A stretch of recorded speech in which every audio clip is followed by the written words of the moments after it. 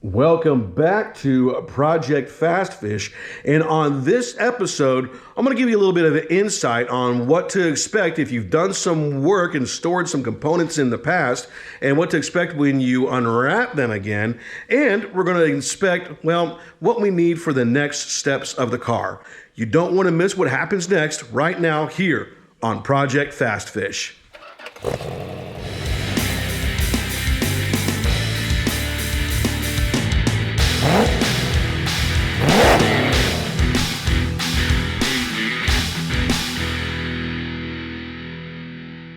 We are not too far away from getting to some really monumental things here with Project Fast Fish. And I'm sitting here in my shop. Now, to help those out who have not watched a lot of the show and haven't been following along, for the last 4 years, I've been working on my 1973 Plymouth Barracuda that was gifted for me by my father. I encourage you to watch the playlist, especially the first few episodes, to kind of see where things are, and then you can check out to see where things are at now. Let's get to the chase. What do we have for Project Fast Fish? What are the components we're going to reuse? Do I need to refurbish anything? And what's already been done with regards to some of the suspension stuff for Project Fast Fish? Well, let's check it out.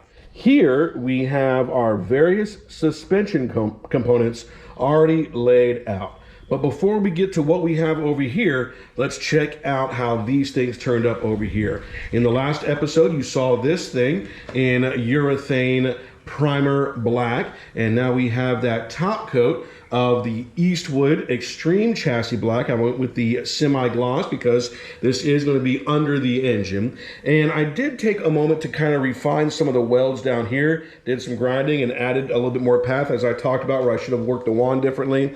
And I ground this thing down a little bit and added 2 extra layers to help reinforce that. I know there was a lot of guys that want to complain about the style of welding, but let's be honest, I'm still learning and I will make some mistakes, and that's fine. Okay, however, the work is good, all right? Not pro, but good. I am a hobbyist, all right? My regular job is teaching, so I am a hobbyist, not a professional. But you can still take what I've done and apply it to yours. So overall, this is turning out fantastic.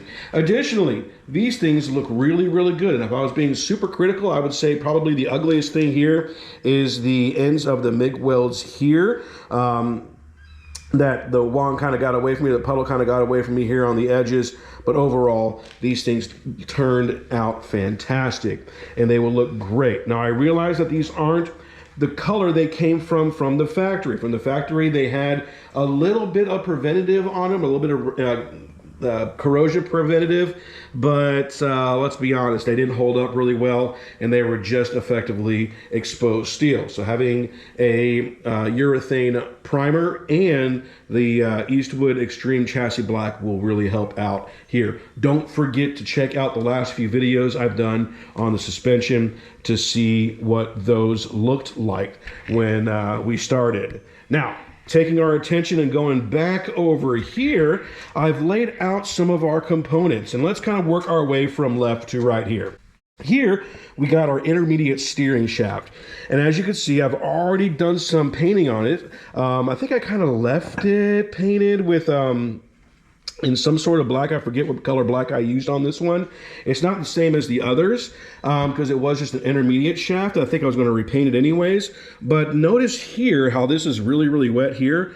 All of these components here had been sitting in cellophane wrap inside of a tote and have been exposed to heat and cold, because they've been effectively in a little storage container.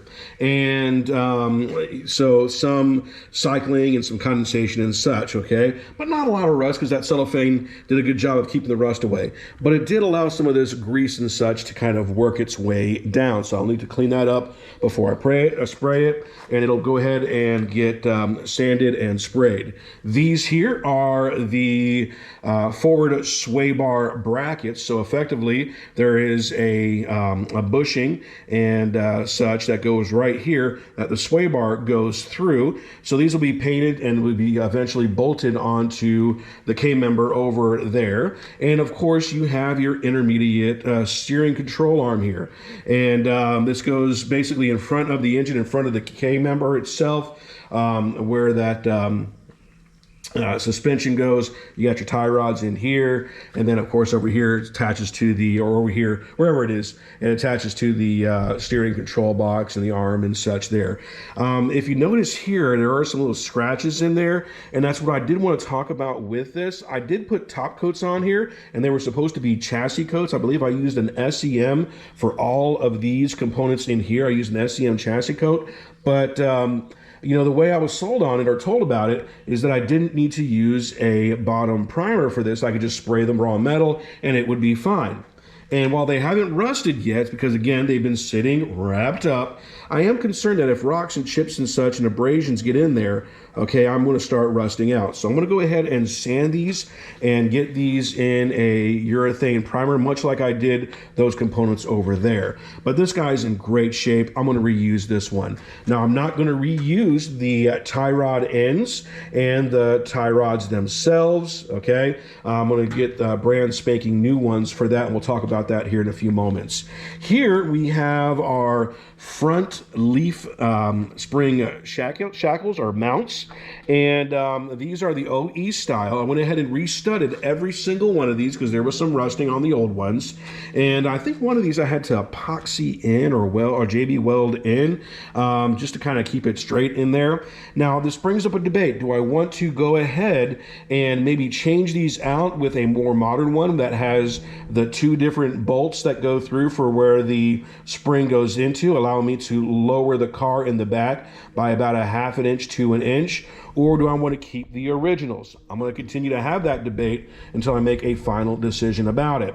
However, once this is sprayed and put on and installed, it's going to get the undercoating and all that good stuff onto there, so I'm probably just going to leave these as they are. I'm not going to worry about repainting these.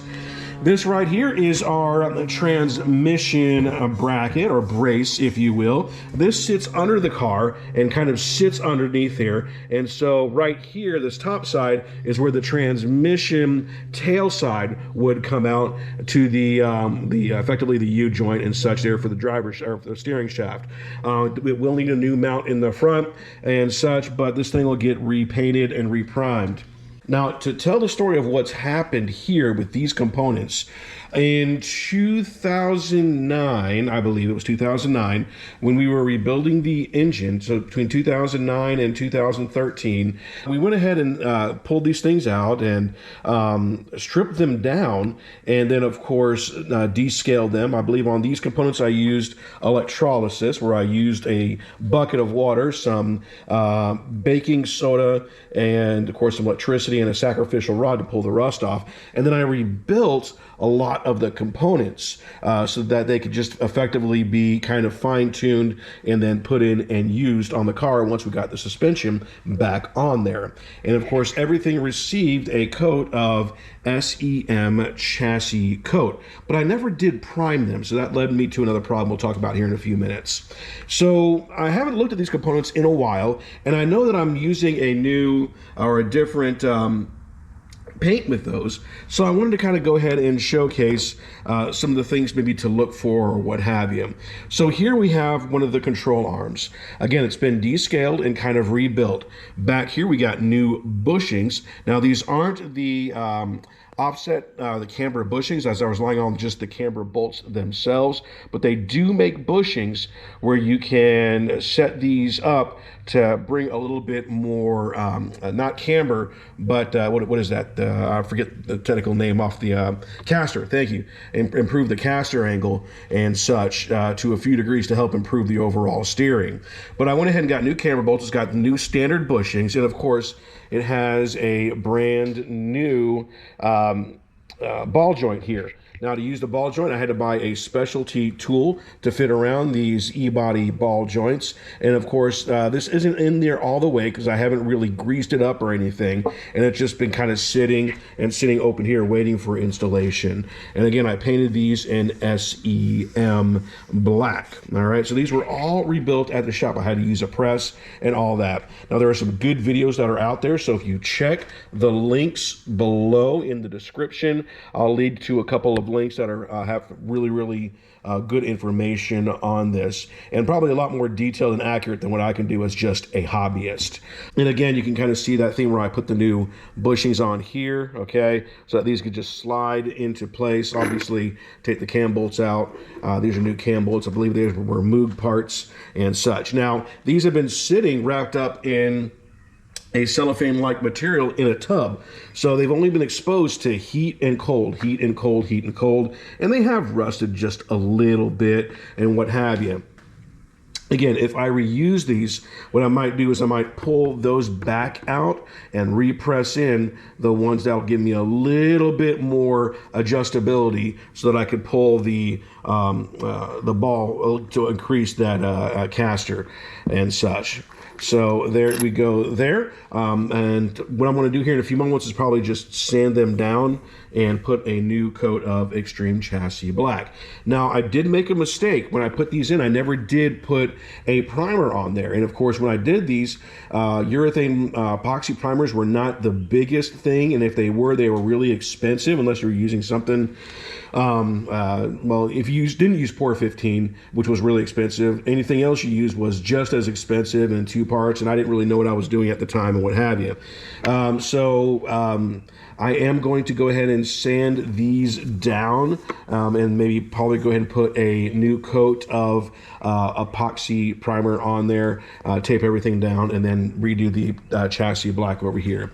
And I did the same thing here with the caliper brackets in the front. And of course, these go right around the spindle, and of course they hold your calipers in place around your rotor itself. Again, these got painted the same SEM chassis black that these got painted there.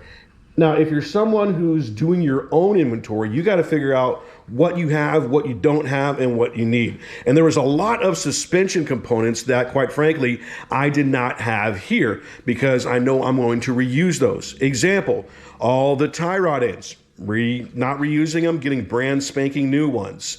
All of the ball joints, brand spanking new ones, all right? When it comes to the steering box, I need to have that thing rebuilt, and I want something with a little bit more feedback. Leaf springs. I'm not going to be reusing 50-year-old leaf springs. Come on.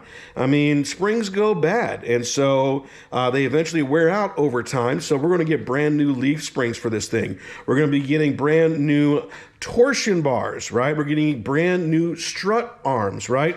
The things that go from, well, here, okay, to the control arm back here, alrighty? Now, with anything else, the vision of your project might change, or what you're going to do with the project might change. As I mentioned with the upper control arms, I might decide to use these control arms depending on how things go, depending on how costs work. But right now, I'm thinking a few small changes. One of my visions for this project was to utilize a QA1 style tubular suspension in the front. I think the cost of using a suspension from QA1 is going to exceed, well, what I need to do to get this thing on the road effectively and efficiently as possible, and, you know, thinking in terms of costs, okay? So that's one of the reasons why I'm saying, hey, let's go ahead and maybe reuse this K-member until I need to change it out. As far as the upper control arms, maybe there are alternatives. I went ahead and looked at Firmfield's tubular control arms, and I might be able to get something that's a little bit more structurally sound, a little bit more lighter weight out of those. And I do want to go with the upper control arms tubular because I already caged in the bottom, but the factory ones do have some weaknesses in them. them. And so I wanted to use something a little bit more modern there. So I'm definitely going to go with something tubular. But again, that's the cost-effective thing. Do I want to spend the money on the tubular control arms or spend something else to get this on the road until I can replace them? That's something we have to consider. Additionally, when I first started working on this thing back and really started putting this thing back together again and getting the heavy work done, you know, I've changed what kind of paint I'm going to use, and I've learned a little bit since then. Example, I've learned that you can't just top coat it and expect to get away with it. Okay, I've learned that, hey, you know, using something that's an acid-based self-etching primer might be good for certain areas, but honestly, using something with urethane or epoxy as a primer is a much better option to go. So their vision of how something may happen might change over time. And my current thought is how I'm going to handle the suspension will probably mirror close to what they're doing in the original 70s, but things are going to be better. I'm thinking instead of using the original thin 318 style dimension torsion bars, I'm going to the big ones on the Hemi to help improve that handling.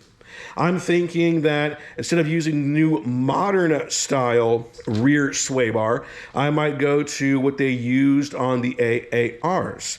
I'm thinking that I want a little bit more feedback on the front wheels as I'm driving, so it doesn't feel like I'm just not feeling anything or not getting any feedback and driving with my pinky. That might have been considered luxury back then, but doesn't really tell you what the car is doing and how it's driving. So I'm thinking right now that I might change up a few things on what I get for the lower suspension and the suspension and who I get it from. Additionally, something we haven't talked about is the differential on this vehicle. And I did do some work on it back in the day, but never really got into the insides of that. And I'm thinking that's probably gonna have to be rebuilt, and we're gonna have to do something better than what it came from the factory. You see, when Pop ran it, it was the one wheel wonder, but we're gonna have to do something a little bit better to that.